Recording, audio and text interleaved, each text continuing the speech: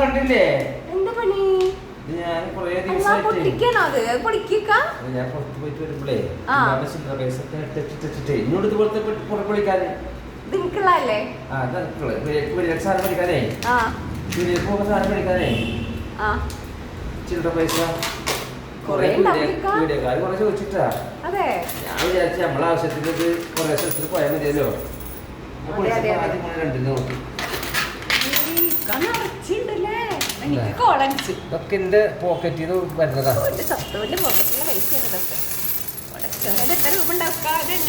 ഞാനാണോ?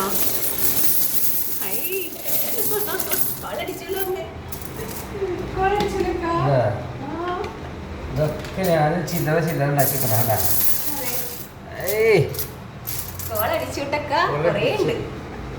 അടിച്ചൂട് പറയണ്ട. ഇതൊക്കെ ഞാൻ നോട്ടുണ്ടക്കാ പോക്കറ്റ് അത് വേറെ പൊതിഞ്ഞ് വെച്ചിരിക്കണക്കാ.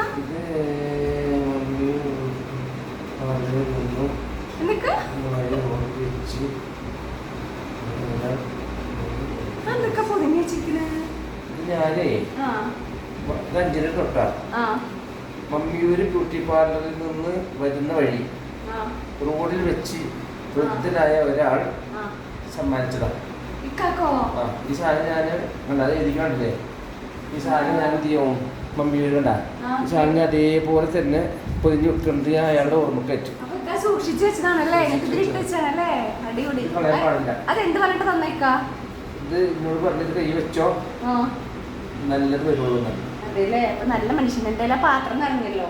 കാണുന്ന ആൾക്കാർക്ക് പുറമുള്ള ആൾക്കാർക്ക് നമ്മളെ ഈ ബോഡി ലാംഗ്വേജ് ഒക്കെ കണ്ടാലേ ദുഷ്ടനാന്ന് തോന്നും പല ആൾക്കാർക്കും. പക്ഷെ ഞാൻ പാവാന്നുള്ളത് ഒരു പക്ഷേ ആ മനുഷ്യൻ മനസ്സിലാക്കിണ്ടാവും. അങ്ങോട്ട് നിർത്താറുണ്ടാവും. സ്ഥിതിക്ക് നമുക്കൊരു കുസൃതി ചോദ്യങ്ങൾ ചോദിക്കാം. ഇരുട്ടത്ത് കാണാൻ സാധിക്കും പക്ഷെ എന്നെ വെളിച്ചത്ത് കാണാൻ സാധിക്കില്ല. ഇരുട്ടത്ത് കാണാൻ സാധിക്കും പക്ഷെ വെളിച്ചത്ത് കാണാൻ പറ്റില്ല. അതെന്തായിരിക്കും? നിഴൽ അല്ല, നിഴല് വെളിച്ചത്തും ചില